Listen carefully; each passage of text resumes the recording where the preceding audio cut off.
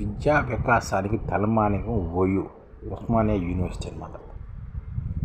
ఇప్పుడు ఉస్మానియా విశ్వవిద్యాలయం 2011లో 5 నక్షత్రాలు గుర్తించిందండి. 5 స్టార్ రేటింగ్ 2011లో సంపాదించమాట. 2008లోనే నాక్ ఏ గ్రేడ్ను, 2017లో నాక్ ఏ ప్లస్ గ్రేడ్ను కూడా పొందింది.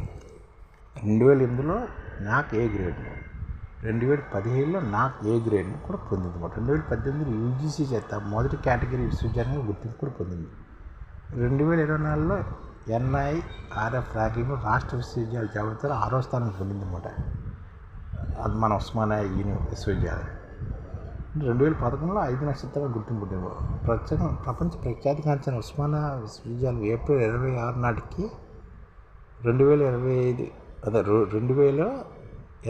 ఏప్రిల్ 26 నాటికి 107 వసంతాలు పూర్తి చేసుకుని 108 వసంతంలో అడుగుపెట్టిందన్నమాట. మనం ఒకసారి దీని గురించి చూద్దాం. ఉదాత్తమైన ఆశయంతో అత్యంత దురదృష్టం హైదరాబాద్ 7వ నిజాము మీర్ ఉస్మాన్ అలీ ఖాన్ ఉస్మానియా విశ్వవిద్యాలయాన్ని స్థాపించారన్నమాట. దీనికి సంబంధించిన ఫర్మానాను 1917 ఏప్రిల్ 26 జారీ చేశారన్నమాట.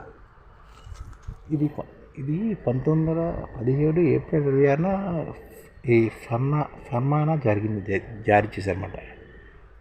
అప్పుడు ఇంటర్మీడియట్ తరగతి ప్రారంభమైందన్నమాట. ఇది 1917 ఇంటర్మీడియట్ తరగతితో ప్రారంభమైంది. 2021 నాటికి డిగ్రీ, 2023 నుంచి పోస్ట్ గ్రాడ్యుయేషన్ తరగతులు విశ్వవిద్యాలయం ప్రారంభమయ్యాయన్నమాట. నాటి నుంచి నేటి దాకా నిరంతరంగా అభివృద్ధి చెందుతూ భారతదేశ ఉన్నత విద్యారంగంలో 7వ ప్రాచీన విశ్వవిద్యాలయంగా, దక్షిణ భారతదేశం 3వ ప్రాచీన ఉన్నత విద్యా సంస్థగా సమున్నతమైన స్థానాన్ని ఆక్రమించిందన్నమాట. నేడు తెలంగాణ రాష్ట్ర ఉన్నత విద్యారంగంలో తలమానికంగా నిలిచింది ఈ ఉస్మానియా యూనివర్సిటీ అన్నమాట. ఇంతటి గొప్ప వారసత్వం విశ్వవిద్యాలయానికి 26వ కులపతిగా 19 అక్టోబర్ 22న బాధ్యత స్వీకరించి ఏప్రిల్ 19 నాటికి 6 నెలలు పూర్తయిందన్నమాట. ఈ 6 మాసాల కాలంలో విశ్వవిద్యాలయ పురోగతి తీసుకున్న చర్యలు భవిష్యత్ కార్యాచరణ విద్యను మూలభూతం చేస్తున్నది.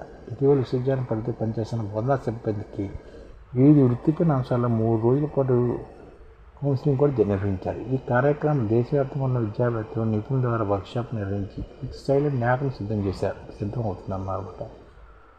ఉస్మానియా విశ్వవిద్యాలయం డిజిటల్ సేవల్లో ఆన్లైన్ చెల్లింపులు, కాగితరహిత సేవలు ప్రవేశపెట్టి డిజిటల్ పరిపాలన వేగవంతం చేశామట. క్యాంపస్ అనుబంధ కళాశాలలో హాజరు శాతం పెంచడం ద్వారా తరగతులు నిర్వహణ, సకాలంలో పరీక్ష నిర్వహణలో పురోగతి సాధించారు. రానున్న 10 ఏళ్ల కాలం వరకు విద్యార్థులకు హాస్టల్ వసతి విషయంలో ఇబ్బంది లేకుండా నూతన వసతి గృహాల నిర్మాణానికి కృషి చేస్తున్నారు.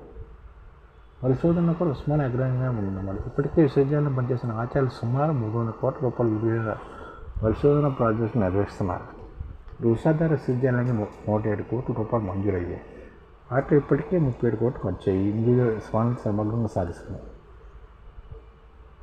విశ్వవిద్యాలయం దాదాపు అన్ని కోర్సులు అడ్మిషన్ పొందిన విద్యార్థులకు 2025 ఏడాది నుంచే విశేష సంఖ్యతో కూడిన గుర్తింపు కార్డు యూనిక్ ఐడి ఇవ్వడానికి ప్రణాళిక సిద్ధం చేస్తున్నారు. దీని ద్వారా విద్యార్థులకు సంబంధించిన ప్రతి సమాచారం ఒకే నెంబర్పై కొనసాగించవచ్చన్నమాట. ఇటీవల ప్రత్యేక అవసరాల విద్యార్థులు వికలాంగుల కోసం వారి సమస్యలను సకాలంగా పరిష్కరించడానికి సెంటర్ ఫర్ డిసేబిలిటీ నెలకొల్పారన్నమాట. గ్రామీణ ప్రాంత యూనివర్సిటీ విద్యలో ప్రవేశించిన విద్యార్థుల కోసం CELT centre for English language training ద్వారా ప్రతి 45 రోజులకు ఒకసారి శిక్షణ కార్యక్రమం నిర్వహించి ఇంగ్లీష్ భాష పట్ల విద్యార్థుల్లో ఉన్న భయాన్ని పోగొట్టి మంచి సమాచార నైపుణ్యాలు పెంపొందిస్తున్నారు. 2021 ప్రారంభించిన మొదటి బ్యాచ్ ILM కృత్రిమ మేధ కోర్సు పూర్తి చేసిన విద్యార్థులు 100% ప్లేస్మెంట్ సాధించారు. ఉస్మానియా విశ్వవిద్యాలయం చరిత్రలో తొలిసారిగా ఒక మహిళా అధికారిని జాయింట్ రిజిస్టర్గా నియమించి విశ్వవిద్యాలయ పరిపాలన పదవులలో మహిళలకు సముచిత స్థానం కల్పించారన్నమాట. డాక్టర్ బాబు జగజ్జీవనరావు, మహాత్మా జ్యోతిబా ఫులే, డాక్టర్ BR అంబేద్కర్ జయంతి ఉత్సవాలను అకాడమిక్ కార్యక్రమం నిర్వహించి సమాజం వివిధ రంగాల్లో ముఖ్యమంత్రులున్న మేధావులచే ఉపన్యాసాలు ఏర్పాటు చేస్తున్నారు. ఇందులో భాగంగానే 2020కి పైగా రీసెర్చ్ పేపర్స్గా ఒక పుస్తకం తీసుకురావచ్చారన్నమాట. విశ్వవిద్యాలయం గ్రీన్ క్యాంపస్గా మార్చడానికి HMDA సహకారంతో ప్రణాళికలు కూడా రూపొందించారు. 2011లో 5 నక్షత్రాల గుర్తింపు, 2008లో నాక్ ఏ గ్రేడ్ను, 2010లో నాక్ ఏ ప్లస్ గ్రేడ్ పొంది 2010 యూజీసీ చేత మొదటి కేటగిరీ, 2024లో INR ర్యాంకులో రాష్ట్ర విద్యాలయ జాబితాలో 6వ స్థానానికి పొందింది. ఎమర్జింగ్ ఎకనామిక్ యూనివర్సిటీస్ ర్యాంకింగ్ 2021 ద్వారా అంతర్జాతీయ పొందిన ఇండియన్ టుడే నెల్సన్ వీక్ రెండుసార్లు ఇచ్చే సంవత్సరాల సర్వేలో గత 15 సంవత్సరాల వరుసగా భారతదేశంలో టాప్ 10 విశ్వవిద్యాలయాల స్థాయికి స్థానం సంబంధించి 2012 నుంచి యూనివర్సిటీ విత్ పొటెన్షియల్ ఎక్సలెన్సీ యూపీగా గుర్తింపు పొందుతూ వస్తుందన్నమాట.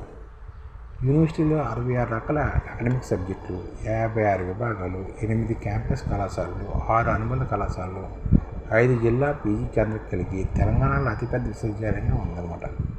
125 రకాల సబ్జెక్టులతో 69 డిగ్రీ స్థాయి కోర్సులు, 114 పీజీ కోర్సులు, 67 సబ్జెక్టుల్లో పీజీడీ ప్రోగ్రాం నిర్వహిస్తుంది.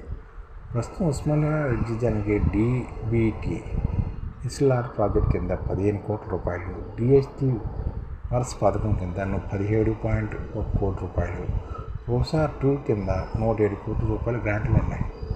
అంతర్జాతీయంగా England, Malaysia, Taiwan, Vietnam, Slovenia దేశాలతో పరిశోధన భాగస్వామ్యం కలిగి ఉంది.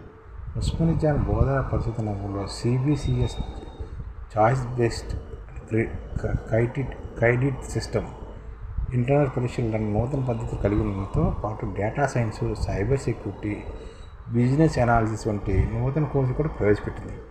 వీటితో పాటు సిఎఫ్ఆర్డి, ఎన్సిఏఎంఓ, ఓటీబీటీ వంటి పరిశోధనా సౌకర్యాలు కూడా కలిగి ఉంది.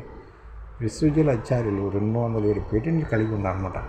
మరికొన్ని ఆమోదిత జాబితాలో ఉన్నాయి. విద్యార్థులకు కెరీర్ గైడెన్స్, జాబ్ మేళాలు, హెల్త్ కేర్, మానసిక కౌన్సిలింగ్, స్కిల్ డెవలప్మెంట్ కేంద్రాన్ని కూడా నెలకొల్పింది. ప్రస్తుతం 730 ఉస్మానియా విశ్వవిద్యాలయ అనుబంధ కళాశాలలో 3.5 లక్షల మంది చదువుతున్నారు.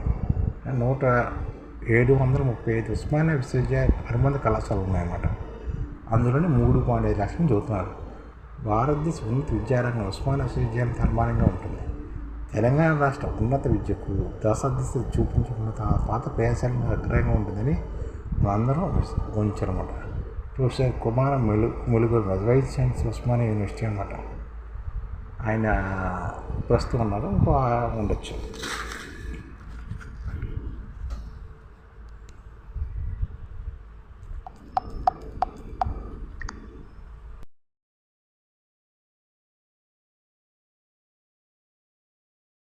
ఈ ఛానల్ ముఖ్య ఉద్దేశం ఏంటంటే మన తెలుగు రాష్ట్రాల్లో 1 కోటి మందికి సంఘటిత రంగాల్లో ఏ విధంగా ఉద్యోగాలు ఇవ్వవచ్చు, కనీస నెల జీతం 30,000 వరకు ఏ విధంగా ఇవ్వవచ్చు, ఏ విధంగా చేస్తే ఉద్యోగాలు సృష్టించబడతాయో వివరిస్తూ ఈ ఛానల్ వీడియోలు వస్తాయి. అలాంటి వీడియోలు మీకు కావాలంటే మన ఐడిఎఫ్ భాస్కర్ ఛానల్ని సబ్స్క్రైబ్ చేసుకోండి. ఐడిఎఫ్ అంటే ఇండియన్ డెవలప్మెంట్ ఫోర్స్. ఈ వీడియోలు చూసిన తర్వాత మీకు నచ్చితే లైక్ చేయండి, మీ ఫ్యామిలీ మెంబర్స్కి షేర్ చేయండి, మరియు మీ ఫ్రెండ్స్కి షేర్ చేయండి. Thank you. నమస్కారం.